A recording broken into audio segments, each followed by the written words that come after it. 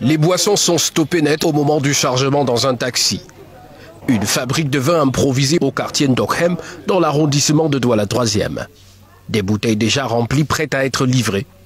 Une opération louche que suivent depuis quelques semaines les éléments du 13e arrondissement.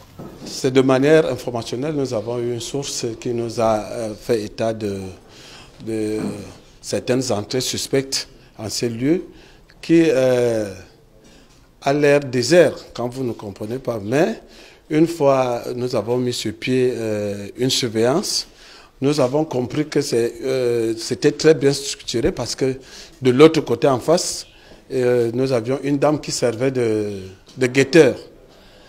Et c'est elle qui, à chaque approche, se rendait compte fidèlement.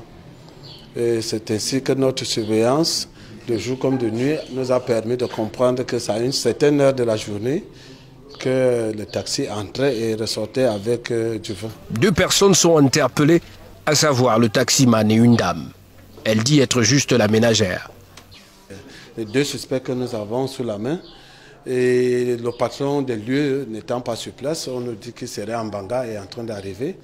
Nous irons au niveau de l'unité ouvrir une enquête pour en savoir.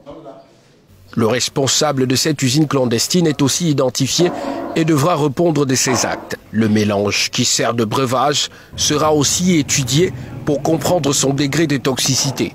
Selon les informations, le mis en cause ravitaille des caves, des snack-bars de la ville de Douala et ses environs.